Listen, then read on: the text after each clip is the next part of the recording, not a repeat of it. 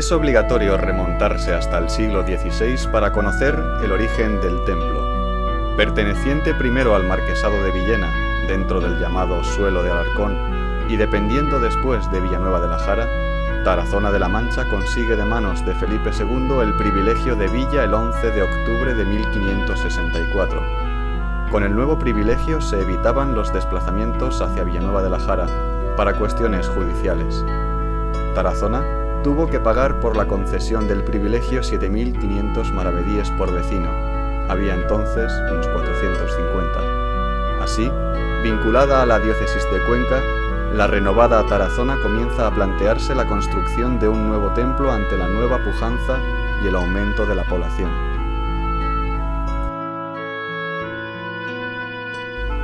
Sobre 1549, Pedro de Ameznavar, vecino de Villanueva de la Jara, comienza las trazas y prepara las obras de lo que será la nueva iglesia. Vinculado también a este momento encontramos a Juan Cardos. Ligado a unos canteros que trabajaron en la obra del monasterio de Euclés, aparece la figura de Lope de Güelmes, a quien se adjudican la continuación de las obras en 1581. Del mismo periodo es otro maestro, Francisco de la Portilla. La víspera de la festividad de Todos los Santos del año 1613 se concluyen las obras. La nueva iglesia parroquial de San Bartolomé vemos se levantará en la parte más alta y visible de una pequeña elevación, justo en el punto en que ésta comienza a descender hacia el río Valdemembra.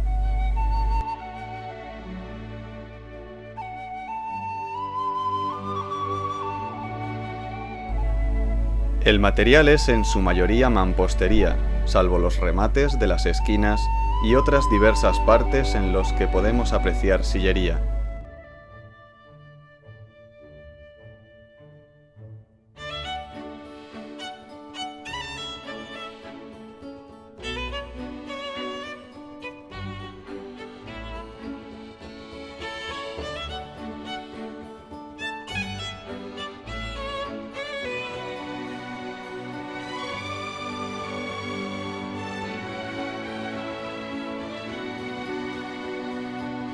La nueva iglesia será de estilo renacentista dentro del grupo conocido técnicamente como iglesias de salón. Pertenecen también a este grupo de iglesias de El Salvador de la Roda, San Blas de Villarrobledo, San Juan Bautista de Albacete, San Gil Abad de Motilla del Palancar o San Andrés de Campillo de Alto Buey, por poner algunos ejemplos. En su arquitectura, las iglesias de salón suelen compartir el tener 3 naves con cubiertas a la misma altura, varios tramos y normalmente ausencia de crucero. A la hora de adentrarnos en el templo, lo primero que encontramos en nuestro recorrido es su entrada. Es conocida como portada del mediodía. De estilo renacentista, vemos el gran parecido de la portada con un arco de triunfo romano y encontramos unas hornacinas ahora vacías donde antiguamente estaban San Pedro, San Pablo y San Bartolomé.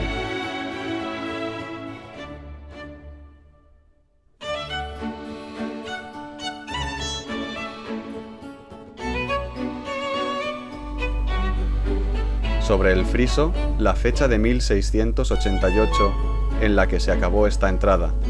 Luego formaba parte del nuevo programa constructivo de la iglesia.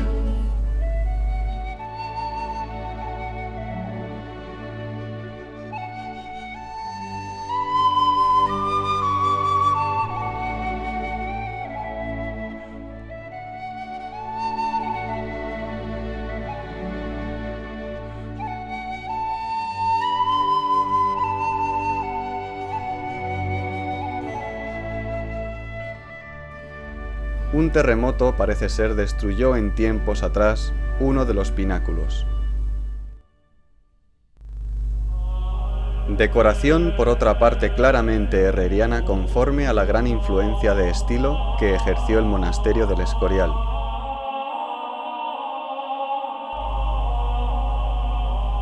Cuando el creyente pasa bajo la puerta, entra en un nuevo espacio donde todo es diferente para los sentidos. Las grandes paredes amortiguan el ruido de la calle, la luz es más tenue.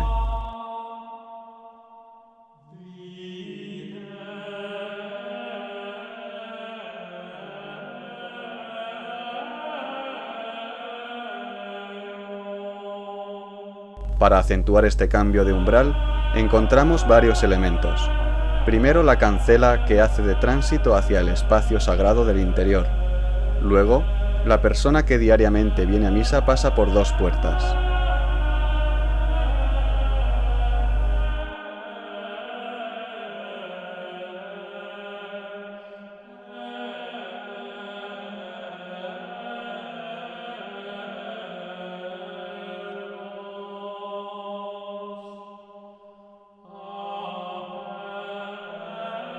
El agua bendita es otro recuerdo del cambio de espacio. Estamos en la casa de Dios.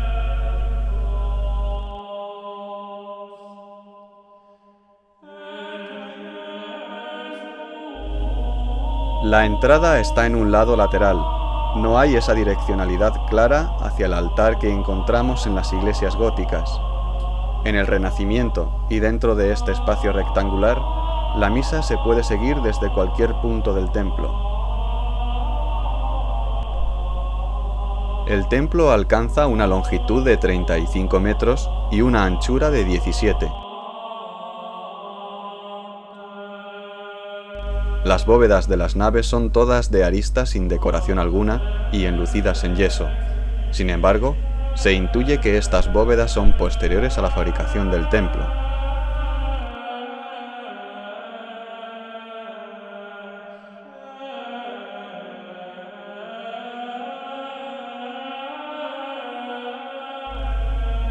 Los arcos que corren en dirección al tramo no son de piedra, luego se hicieron cuando las bóvedas, y se puede ver cómo uno de los arcos en la nave del Evangelio no tiene inconveniente en incrustarse por encima del frontón de una de las capillas laterales.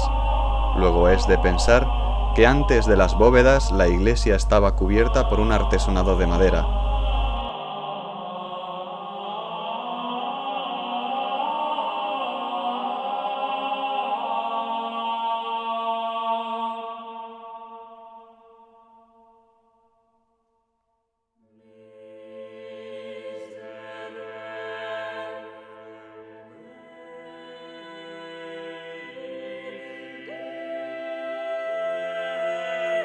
Sus columnas, de buena ejecución y capiteles jónicos, están formadas por gruesos tambores y se levantan sobre plintos cilíndricos. Alcanzan una altura de 6,5 metros.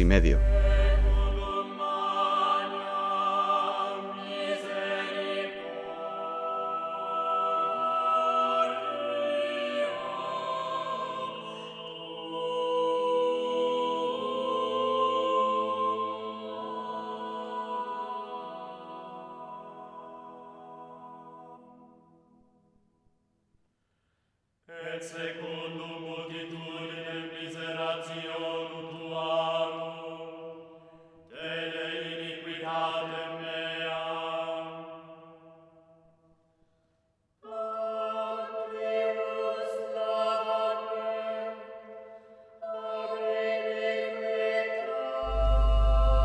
Si comenzamos a andar por nuestra derecha, por la nave de la epístola hacia el altar, la primera capilla que encontramos es la de la Reina Grande. Esta capilla, junto con la del Rosario, son conocidas como las 2 gemelas, a pesar de ser ornamentalmente distintas. La decoración actual es posterior al año 1939. Arriba vemos una bóveda de cañón con casetones. Las 2 gemelas son las capillas más antiguas del templo.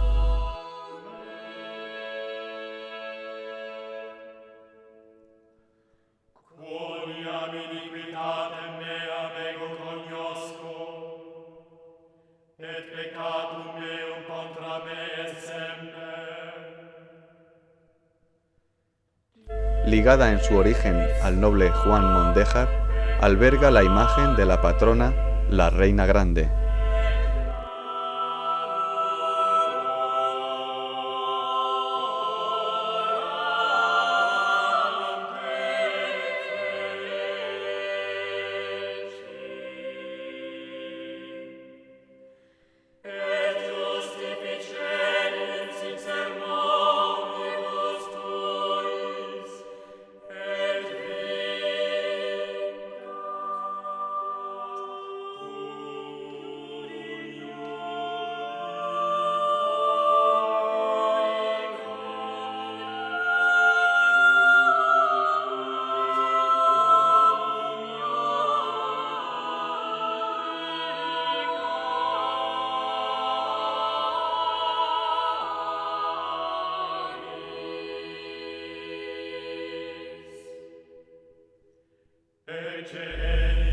Bajo una bóveda de crucería con ligaduras y terceletes, encontramos la capilla de la Virgen del Rosario.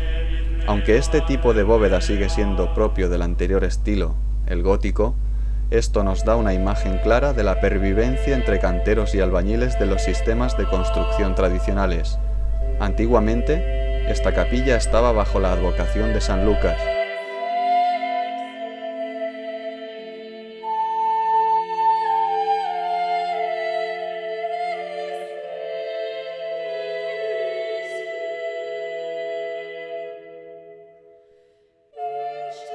El escudo del retablo actual se atribuye a la familia de los Moragones.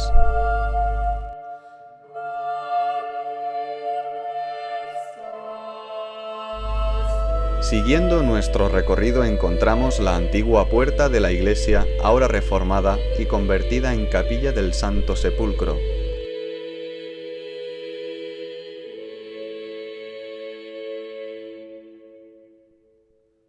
Asperges me isopo et mutavo, lavabis me et supernivem deabavo. Después de 1939, la comunicación que tenía con la sacristía fue cerrada. Los cambios en la nueva composición de la iglesia han sido muchos, llegándose a utilizar esta durante la Guerra Civil como cine popular.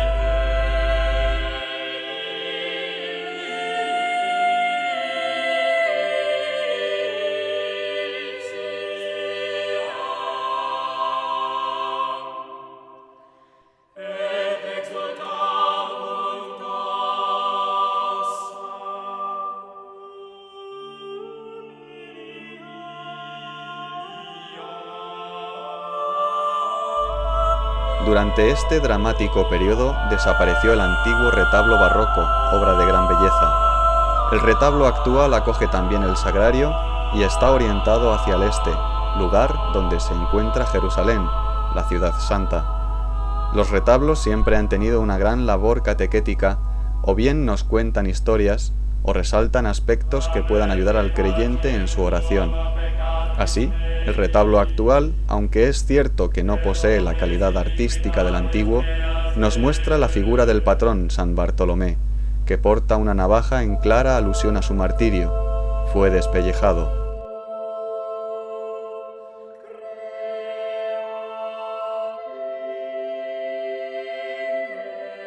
Arriba, otro martirio que fundamenta este anterior, el de Cristo.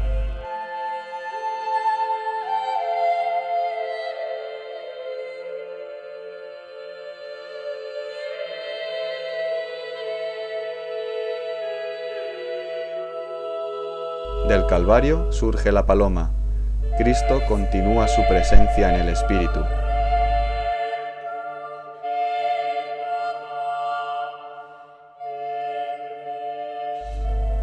Abajo del retablo otra presencia, la del sagrario. Todo esto subrayado por la luz que penetra desde la cúpula que nos dice que este es el lugar principal del templo.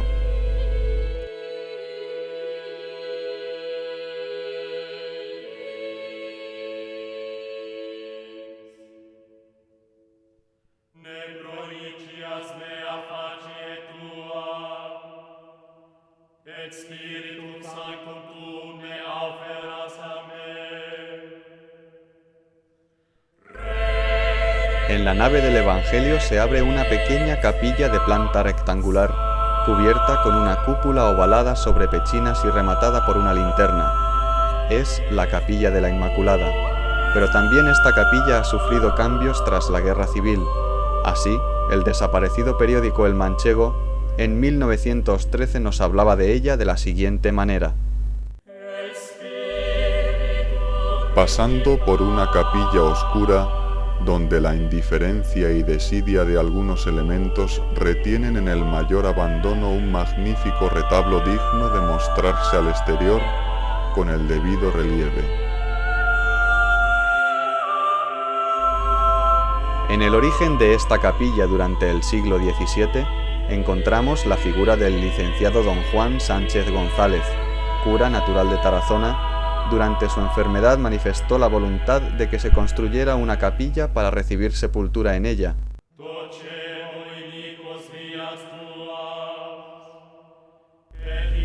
Así se construyó esta capilla en un lugar litúrgicamente privilegiado, la nave del Evangelio y cerca del altar. Allí además se pone el retablo que nos comentaba el manchego.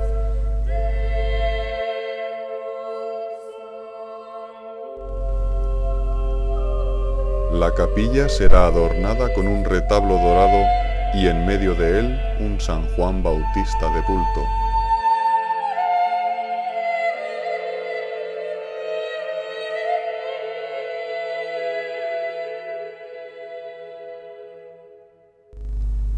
Luego caemos en la cuenta que la antigua advocación no era la de la Inmaculada, sino la de San Juan Bautista.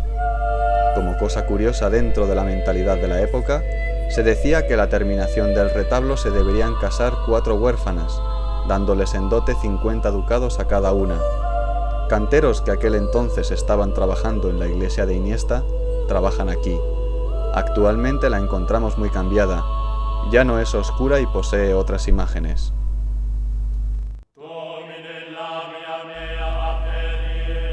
Siguiendo nuestro recorrido llegamos a una capilla de gran interés, tanto por su valor arquitectónico como por el contexto en que surgió. Es la capilla del Santo Cristo de las Misericordias. Su origen es interesante, pues nació ligada a una organización que se desarrolló en Tarazona, preocupada por cuestiones sociales durante la época de Carlos III. Uno de los principales impulsores de esta organización fue don Francisco Antonio Martínez Villaescusa, médico de esta villa por entonces. Se ha conservado una carta de este al gobernador que narra la triste realidad en la que se encontraban jornaleros y pobres. Ante tal situación, proponía crear un organismo que pudiera mantener un hospital y se encargara de potenciar la educación de los niños más pobres. Luego, los fines de esta nueva junta de caridad iban más allá de los que llevaban hasta entonces las cofradías dedicadas sobre todo al tema de la muerte, funerales y misas. En cuanto a la financiación de la nueva junta, se intentó que además de las cuotas de sus miembros, controlase el comercio del chocolate, cacao, dulces, sedas, incluso las mesas de juego existentes en la localidad.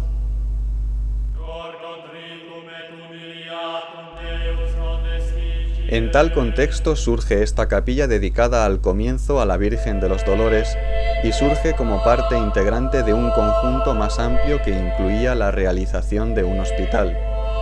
Ambos estaban conectados. Tras las obras encontramos a Josep Bonilla. Estas se acaban en 1761, aunque se habían inaugurado 3 años antes, en 1758.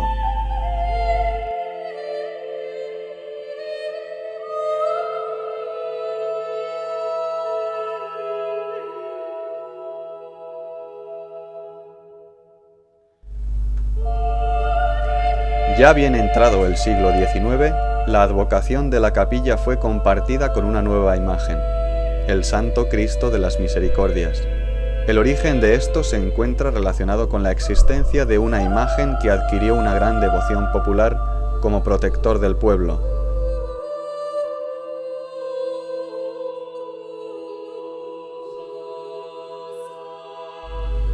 Aquí en la imagen lo vemos junto a la Dolorosa de Roque López, que también se perdió en la guerra.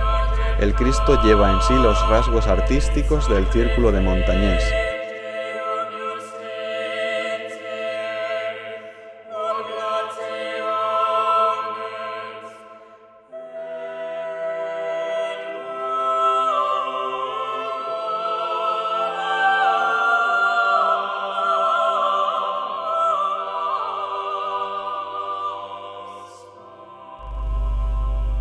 Sería después de la epidemia de cólera asiático que asoló la villa en 1855 cuando se fundó una nueva cofradía para dar culto a la imagen del Cristo, colocada en un altar lateral de la capilla de la Virgen de los Dolores, solicitando después su reconocimiento a esta cofradía como organización más estable y permanente, para lo cual fue preciso dotarla de unos estatutos que serían aprobados por Isabel II en 1863.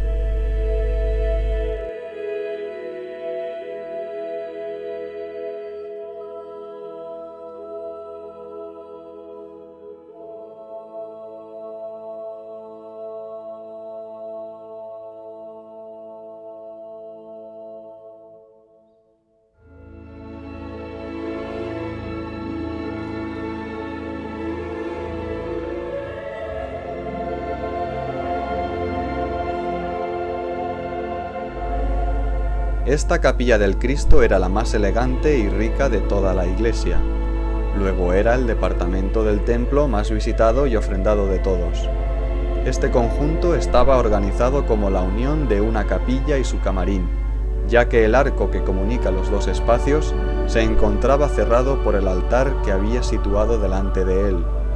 La visita al camarín por un pasillo estrecho simbolizaba el paso hacia un espacio trascendental distinto, más íntimo, en el que se podía ver y tocar la imagen. A los pies de la nave del Evangelio encontramos la capilla del bautismo. Está cubierta por una cúpula circular sobre pechinas. La iluminación la recibe directamente del exterior por una ventana situada al oeste. Existe una antigua partida de bautismo de octubre de 1688 que nos dice que en ese día se estrenó el baptisterio. Tiene su sentido que esté al lado de la puerta norte. No en vano el sacramento del bautismo es la puerta de la iglesia. Por esa puerta se entraría dentro de esta metáfora y se saldría por la de la resurrección, la del mediodía, el arco triunfal.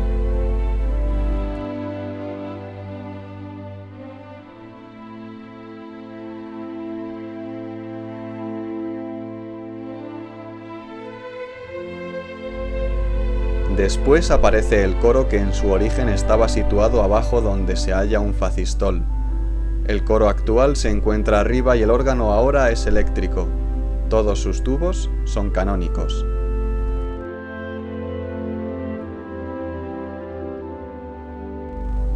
Mención especial para nuestro recorrido es la capilla de San Antonio, que supuso un nuevo impulso constructivo dentro de la iglesia a finales del siglo XVIII. Desde el principio se piensa como la capilla de la comunión. Un tabique divide lo que antes era un mismo conjunto.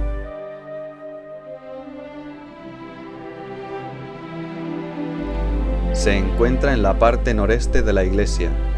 Posee unas notables dimensiones, 17 metros de larga por 8 de ancha.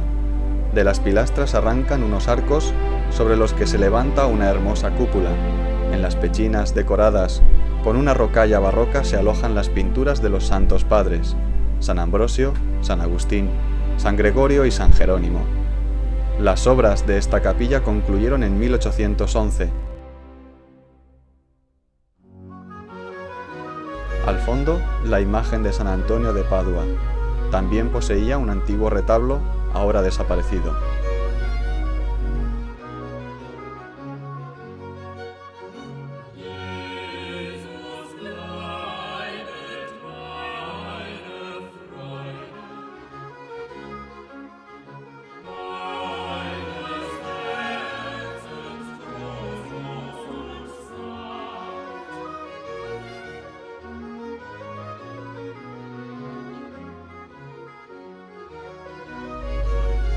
Tras la cabecera de la iglesia encontramos la sacristía, de forma rectangular, cubierto por unos travesaños de madera formando unos casetones, decorados con relieves que presentan diversos motivos vegetales, geométricos o animales. Destaca entre ellos uno que, pese a su factura tosca, está compuesto por una tiara papal, bajo la cual se sitúa un águila bicéfala, en cuyas patas sostiene unas llaves. El conjunto es de finales del siglo XVII.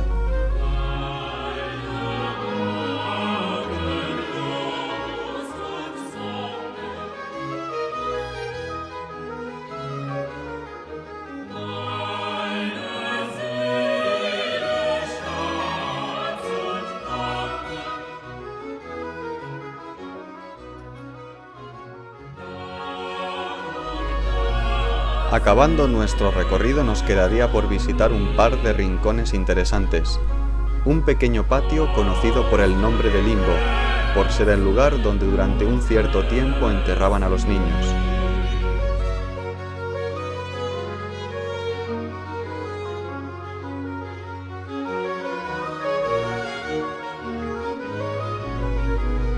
Y subir a la espléndida torre.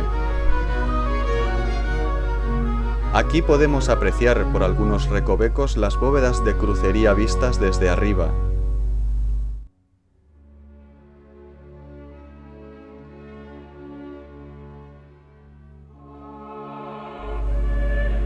las vigas de madera que sujetan la cubierta a dos aguas,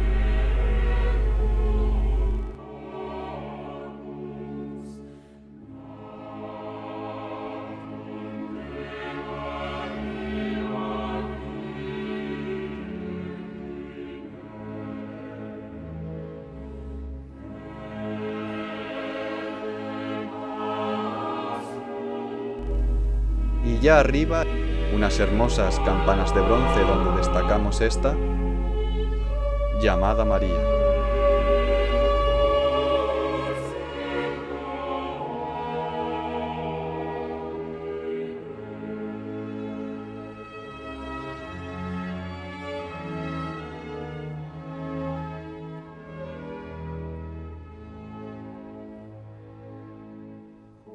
Y por supuesto, unas magníficas vistas de la plaza y del pueblo.